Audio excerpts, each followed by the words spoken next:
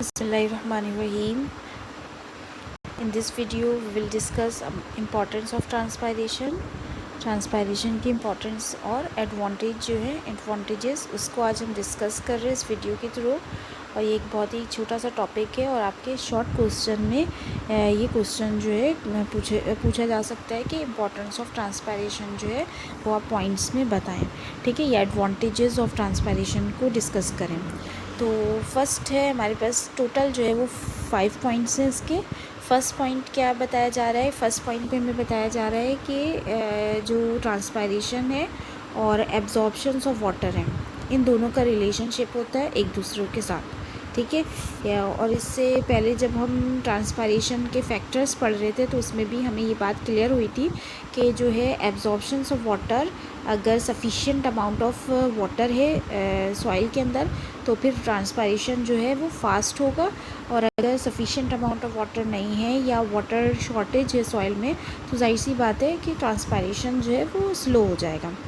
तो यहाँ पे भी यही पॉइंट को क्लियर किया जा रहा है कि ट्रांसपायरेशन और एब्जॉर्प्शंस ऑफ वाटर ये दोनों एक दूसरे से रिलेट करते हैं, और जब ट्रांसपायरेशन हायर होगा तो roots can absorb more water from the soil. ठीक है, अगर ट्रांसपायरेशन बहुत फास्टली रैपिडली ट्रांसपायर हो रहा है, वाटर वेपर्स जो है वो एवोपरेट हो रहे हैं, एवोपरेशन का प्रोसेस हो रहा है, तो जाहिर सी बात है प्लांट्स की बॉडी को नीड होगी वाटर की। तो अब वो वाटर को क्या करेगा, ज़्यादा से ज़्यादा एब्जॉर्ब करने की कोशिश करेगा, तो ज़्यादा से ज़्यादा वाटर जो है वो एब्जॉर्ब होंगे सॉइल से। ठीक है, तो फर्स्ट पॉइंट पे ये बात बताई जा रही है। सेकंड पॉइंट में हमें बताया जा रहा है कि जो एक्स्ट्रा अमाउंट ऑफ वाटर है वो रिमूव करते हैं from the body of plant, otherwise the cell may be rupture. यानी कि जो ट्रांसपायरेशन का प्रोसेस है वो बेसिकली क्या कर रहा है, एक्सेस अमाउंट ऑफ वाटर जो कि प्लांट की बॉडी में एक्सेस वाटर है उसको रिमूव किया जाता है प्लांट से। ठीक है, और अगर हम रिमूव नहीं करें तो क्या होगा कि वहाँ के जो सेल्स हैं वो मे बी रप्चर्ड, क्योंकि कोई भी चीज़ अगर एक्सेस अमाउंट में है तो वो फिर क्या हो जाती है, वो हार्मफुल बन जाती है उस चीज़ के लिए। तो इसलिए एक्सेस अमाउंट ऑफ वाटर या एक्सेस कोई भी बॉडी में कोई भी चीज़ एक्सेस अमाउंट में है तो उसे हमें बॉडी से एक्सक्रीट करना होता है। तो ट्रांसपायरेशन क्या करता है, एक तरह से एक्सक्रीशन का ही प्रोसेस कर रहा है, और ये वाटर को एक्सक्रीट कर रहा है या वाटर जो है वो लॉस करवा रहा है। ठीक है, और इससे क्या होता है कि जो हम रप्चरिंग है सेल्स की जो है डैमेजेस से बच सकते हैं। ठीक है, तो ये सेकंड इंपॉर्टेंस थी ट्रांसपायरेशन की।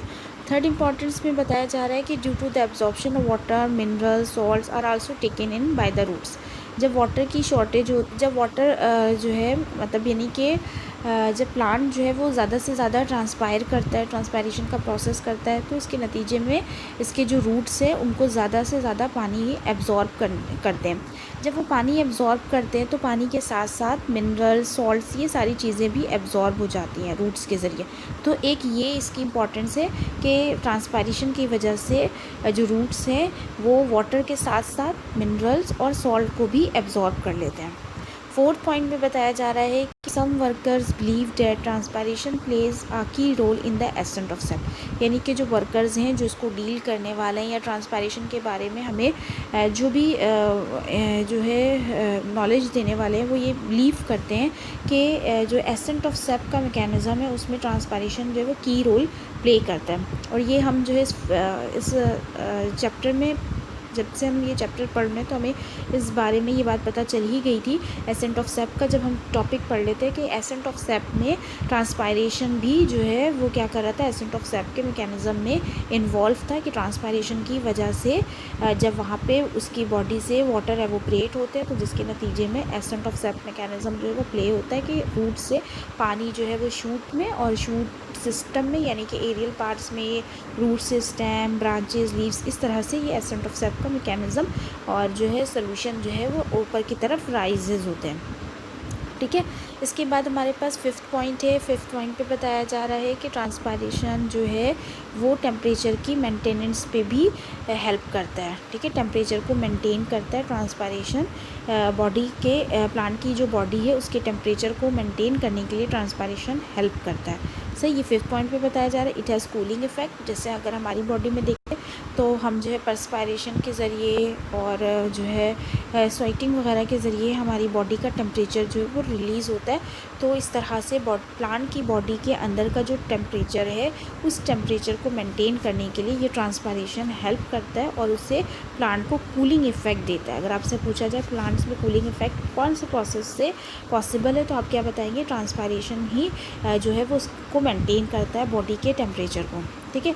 और ये रिड्यूस कर देता है टेम्परेचर जो कि इंक्रीज़ हो जाते हैं as a result of the releasing the heat during chemical reaction in the body of plant. यानी प्लांट की बॉडी में केमिकल रिएक्शंस के दौरान जो हीट रिलीज़ होते हैं, जब केमिकल रिएक्शंस हो रहा था तो उसके नतीजे में जो हीट रिलीज़ हो रहे थे उस हीट को जो है उसको कम करने के लिए वो हीट जो है वो क्या करते हैं, टेम्परेचर को इंक्रीज़ कर देते हैं। तो उस टेम्परेचर की इंक्रीज़ को जो रिड्यूस करता है वो कौन करता है? ट्रांसपायरेशन। तो ट्रांसपायरेशन जो है वो बेसिकली क्या कर रहा है, केमिकल रिएक्शंस के प्रोड्यूसिंग जो हीट हो रहा है उस हीट की वजह से जो प्लांट की बॉडी में टेम्परेचर इंक्रीज़ हो जा रहा है उस टेम्परेचर को रिड्यूस करने के लिए और कूलिंग इफ़ेक्ट जो है प्रोड्यूस करने के लिए जो है वो ट्रांसपायरेशन हेल्प करता है। तो ये हमारे पास 5 जो है पॉइंट्स थे इम्पोर्टेंस ऑफ ट्रांसपायरेशन के, और ये जो है ट्रांसपायरेशन रेट को वो ट्रांसपायरेशन जो है वो इस तरह से प्लांट की बॉडी में हेल्पफुल होते हैं, ठीक है।